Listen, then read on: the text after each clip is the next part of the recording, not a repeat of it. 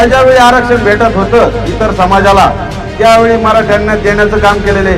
मराठे स्वतःच्या जातीच्या आरक्षणासाठी लढू राहिले, कुठल्याही जातीच्या विरोधात नाही की आजपर्यंत लढलो आपण मातीसाठी, आता लढायचं जातीसाठी आणि त्याच्या पाठीशी आपल्याला खंबीर उभं राहायचं आणि तू ती साथ देतो, मला तुझा अभिमान आहे। जेव्हा तुमच्या जातीवर वेळ येईल हेच मराठे तुमच्या पाठीशी खंबीरपणे उभे राहतील, त्यांना विश्वास द्या। आपण कुठल्याही जातीच्या विरोधात नाही। हे छत्रपती शिवरायांचा महाराष्ट्र आहे, हा डॉक्टर बाबासाहेब आंबेडकरांचा महाराष्ट्र आहे, हा महात्मा ज्योतिबा फुलेंचा आहे, अण्णाभाऊ साठेंचा आहे। इथं हिंदूही आनंदात राहतात, मुस्लिमही आनंदात राहतात आणि विशेष म्हणजे मनोज जरांगे पाटील ह्या व्यक्तीने 18 पगड जातीचे 12 बलुते लोक सगळे एकत्र केलेले आहेत। आज जर तुम्ही बघितलं, आम्ही काल सकाळपासून निघालो, माझ्या अंगावर काटे येतात। मुस्लिम बांधव, दलित बांधव उत्स्फूर्तपणे आमचं स्वागत करीत आहेत। धनगर बांधव ते म्हणतात की मराठ्यांनी आजपर्यंत देण्याचं काम केलेलं आहे, मराठा समाज आमचा मोठा भाऊ आहे। ज्यावेळी आरक्षण भेटत होतं इतर समाजाला त्यावेळी मराठ्यांना देण्याचं काम केलेलं आहे। आज हे बाबा इथं आहे, यांचं वय भरपूर आहे, यांनी सांगावा की त्या काळी जेव्हा आरक्षण देत होतं पंजाबराव देशमुख सांगत होते की मराठवाड्याच्या लोकांना तुम्ही आरक्षण घ्या, पण हे स्वाभिमानी होते, हे म्हणे आम्हाला जमीन जुमले, आम्हाला आरक्षणाची गरज नाही। तर आमच्याकडे 100-500 एकर जमिनी होत्या, आम्हाला त्यावेळी गरज नव्हती, इतरांना द्या आम्ही असं म्हणत होतो। पण आमचा समाज आज इतका लयला गेला, आज अशी फक्त आमच्याकडे पाटीलकी देशमुखी राहिली, आमच्याकडे गाड्या माड्या वाड्या होत्या, पण आता त्याची माती राहिली। ती मातीही जर नेऊन टाकायची म्हणलं तर ट्रॅक्टरला 400 रुपये द्यावं लागते, इतकी भयानक परिस्थिती। आमच्या 100 एकर जमिनी होत्या, आज 1 एकर अर्धा एकरवर आलो। ज्या जमिनी आमच्या होत्या ज्या दुसऱ्याला इकल्या तिथंच आमचे पोरं सालाना चालले, कंपन्या बिगारी काम करायला चालले, हातगाडीवाले चालले। हे परिस्थिती आम्ही बघितली। आम्हीही सर्वसामान्य कुटुंबातला आहे, मी सिल्लोड तालुक्यातला आहे, मोडा बुद्रुक गावचा आहे।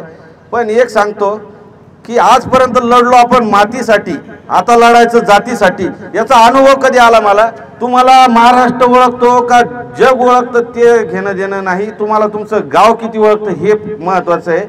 तर मी अक्षरशः तुम्हाला सांगतो, मी अब्जाधीश जरी झालो तरी त्याला कोणी विचारलं नसतं, पण काल मी माझ्या गावात गेलो, हे सगळे साक्षीदार आहे। इतका भयानक मी काल ढासा रडलो की इतका भयानक स्वागत लोकांनी केलं की बा तू एका योग्य व्यक्तीच्या पाठीशी लढतोय, तो आज एकटा पडलाय आणि त्याच्या पाठीशी आपल्याला खंबीर उभं राहायचं आणि तू ती साथ देतो, मला तुझा अभिमान आहे। असं त्या लोकांनी जेव्हा म्हणलं, मी ढासा रडलो। मी म्हणलो मी कमवलं, मी आयुष्यात काय कमवलं तर एवढंच कमवलं, मी हे किती कोट्याधीश यशस्वी घेणं देणं नाही। आम्ही इथं या गावात तापानेर गावात याच्यासाठी आलो की यांनी समाजासाठी काम किती केलं, तुमच्या कुणबीच्या नोंदीसाठी असू द्या, तुमच्या गावोगावी कॉर्नर बैठक असू द्या, यांनी किती काम केलं। हे व्यक्ती आमच्या सोबत का घेतले, यांनी समाजासाठी 12 दिवस तिकडे जरांगे पाटलांना 17 दिवस उपोषण केलं, या व्यक्तीनं 12 दिवस वैजापूरमध्ये केलं, घाम फोडला होता अक्षरशः प्रशासनाला। जोपर्यंत जरांगे पाटील उठत नाही आणि ते माझं उपोषण सोडायला येत नाही तोपर्यंत माघार घेत नव्हते। जरांगे पाटलांनी स्वतः फोन करून त्यांना विनंती केली, यांनी उपोषण सोडलं। उगा मी कौतुक करायला आलो नाही, इथं भाषण करायला आलो नाही। सुधाकर भाऊ शिंदे शेट्टाट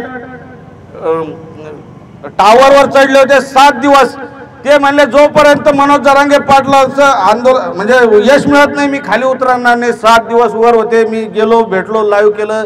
आमची ती ताई आहे, यांची मिसेस, त्या खाली बसलेल्या होत्या। ताई त्या म्हणे माझे पती जोपर्यंत खाली उतरत नाही मी उतरत नाही। मी म्हणलं ताई तुम्ही तरी धीर द्यायला पाहिजे। त्या म्हणले जे होईल ते होईल, त्याही उठल्या नाही। शेवटी प्रशासनाने आम्हाला बऱ्याच वेळा संपर्क केला, यांना खाली कसं घ्यायचं, कारण 7 दिवस झालेले। जर ते किती फूट होतं, 350 फूट टावर होतं व एवढी क्रेन भेटणार नाही। बरं भेटली, त्यांना घ्यायला गेलो, जर काही दगा फटका झाला तर पुन्हा मराठी म्हणतील की हे यांनी केलं, सगळं प्रशासन हादरून टाकलं होतं। म्हणजे इतकी भयानक परिस्थिती।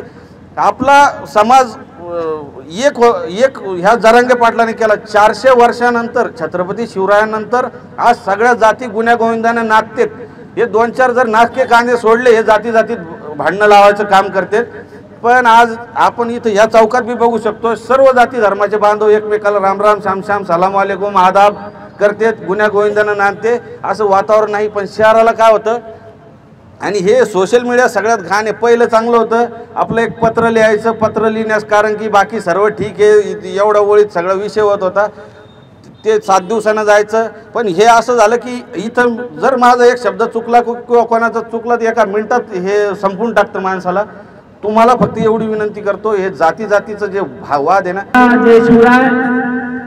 येणाऱ्या 13 तारखेला छत्रपती संभाजीनगर शहरामध्ये आपले मराठा योद्धा मनोजदादा जरांगे पाटील येत आहे आणि जसं आपण हा 10 महिन्याने हा लढा कायम ठेवला त्याच पद्धतीनं त्याच्याही पेक्षा सरकारने आपल्याला 2 वेळेस जरी आपल्या या गावामध्ये नोंदी सापडल्या, सगळ्या मराठा कुणबी झाले, आता मी स्वतः मराठा कुणबी झालो, पण हा लढा सोडून चालणार नाही.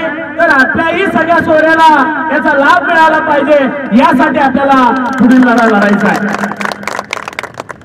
आपल्याला उपोषण करायची गरज नाही, आपल्याला आंदोलन करायची गरज नाही. फक्त आणि फक्त आपल्याला मनोजदादांच्या यांच्या पाठीमागं खंबीरपणे उभा राहायची गरज आहे. ही विनंती करण्यासाठी आम्ही तुम्हाला आज इथं आलेलो आहे. जसं आम्ही आता जिल्हाभर फिरतोय तशी तुमची ही जबाबदारी आहे की प्रत्येक गावात 2-2, 5-5 जाणं, ज्याला जाणं शक्य झालं नाही त्यांनी किमान एक 10-10, 20-20 आपल्या नातेवाईकाला फोन करणं.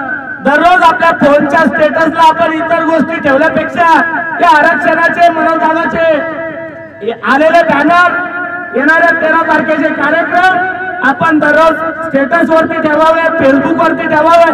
जेवढा सोशल मीडियाच्या माध्यमातून आपल्याला प्रचार करता येईल तेवढा तुमच्यावरती ही सर्व जबाबदारी मनोजदादाने सांगावं आपल्यासाठी सांगितलेला आहे आणि तो सांगावा आम्ही तुम्हाला देण्यासाठी आलो. आपण सर्व लाखोच्या संख्येने याल अशी विनंती करतो. आणि आम्ही सचिन हवळे दादा असतील, अजय पाटील असतील, आमचे डॉक्टर साहेब असतील, खऱ्या अर्थानं इथं काही कोणाला राजकारण करायचं नाही. मनोजदादा नेहमी सांगतात की आम्हाला राजकारण करायचं नाही, तर सर्वसामान्य मराठ्यांना जर तुम्ही आरक्षण दिलं तर नक्कीच आम्ही राजकारणाच्या भानगडीत पडणार नाही. पण जर येणाऱ्या काळामध्ये तुम्ही जर आम्हाला आरक्षण दिलं नाही तर जिल्हा आम्ही खासदारकीला तुम्हाला झटका दाखवून दिला आणि येणाऱ्या विधानसभेला जर या सरकारने आपल्याला आरक्षण दिलं नाही तर मनोजदादा जो दगड देतील त्या दगडाला हिंगूळ लावण्याचं, शेंदूर लावण्याचं काम आपण कराल अशी आपल्याकडनं आशा व्यक्त करतो आणि थांबतो. जय हिंद.